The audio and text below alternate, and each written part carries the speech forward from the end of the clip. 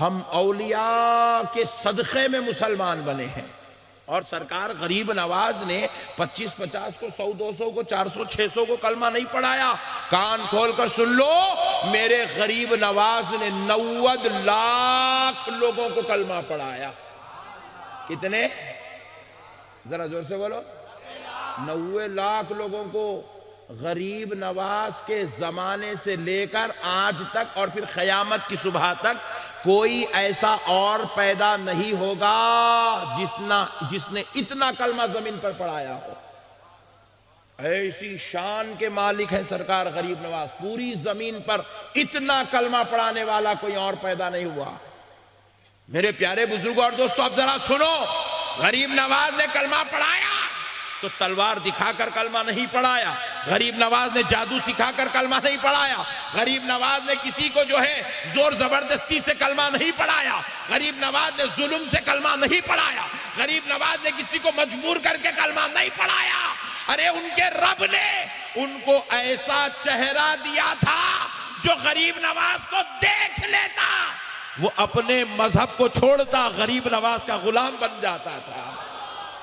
غریب نواز نے صرف اپنا چہرہ دکھا کے کلمہ پڑھایا ہے، اپنا کردار دکھا کے کلمہ پڑھایا ہے، اپنے اخلاق سے کلمہ پڑھایا ہے، اپنی روحانیت سے کلمہ پڑھایا ہے، مدینے والے مصطفیٰ کا صدقہ بانٹ کے کلمہ پڑھایا ہے۔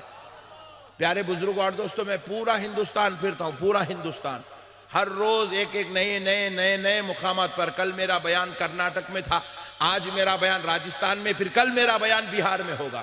ہر دن ایک نئے علاقہ، ایک نئی ریاست، ایک نیا شہر، ایک نئی جو ہے ڈگر جاتا ہوں۔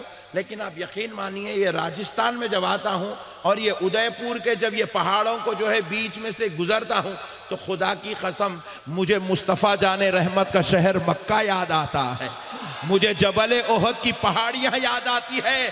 میں سوچتا ہوں نانا بھی پہاڑوں کے بیچ میں رہتے تھے، نواسا بھی پہاڑوں کے بیچ میں رہتا ہے۔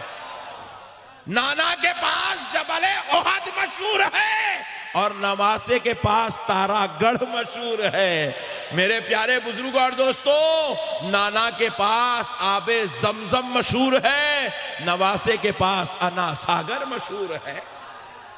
نانا کا فیض مدینے سے اجمیر آتا ہے، نواسے کے ذریعے سے پورے ہند میں بانٹا جاتا ہے۔ میرے پیارے بھائی، خالی لینے والوں کی ضرورت ہے، لینے والوں کی ضرورت ہے۔ اور بزرگوں کا فیض لینا نہ شرک ہے، نہ بدعت ہے، نہ حرام ہے، نہ ناجائز ہے۔ جو ہو بھی یہ لوگ ایک نیا فارمولا مارکیٹ میں لے کر حرام ہے، شرک ہے، بدعت ہے، یہ سب بالکل جاہل لوگ ہیں، تھرڈ کلاس۔ یہ کبھی زندگی میں نہ علماء کی صحبت میں بیٹھے، نہ ان کو قرآن معلوم ہے، نہ ان کو حدیث معلوم ہے، نہ یہ کبھی اللہ کے کلام کو سمجھنے کی کوشش کرے، نہ حضور کے فیضان کو سمجھنے کی کوشش کرے، بس خالی جہالت کا پکارا، یہ حرام ہے، وہ شرک ہے، وہ بدعت ہے، وہ نالائق قوم ہے۔ بھائی اگر شرک ہوتا تو پھر اللہ کہیں کو بھیجتا؟ پوائنٹ ٹو بی نوٹڈ نا بھائی۔ ارے بھائی اللہ تعالیٰ بھی تو عالم الغیبہ والشہادہ، اللہ کو معلوم تھا معین الدین چشتی ہند کو جائیں گے، 90 لاکھ کو کلمہ پڑھائیں گے، پھر 90 لاکھ کے 90 لاکھ پورے مشرک ہو گئے تو پھر کلمہ پڑھائیں کہیں کو؟ جاہلانہ مزاج ہے میرے بھائی، بزرگوں کا نہیں جانا شرک ہے، یہاں جانا شرک ہے، وہاں جانا شرک ہے۔ خدا کی قسم اللہ سے ملنا ہے تو بزرگوں کا نہیں جانا ہی جانا ہے۔ اللہ والوں سے ملے بغیر کوئی اللہ سے نہیں مل سکتا، اللہ کا قرب نصیب نہیں ہوتا، اللہ کی رضا نصیب نہیں ہوتی، اللہ تعالیٰ کا کرم اس کو نصیب نہیں ہوتا۔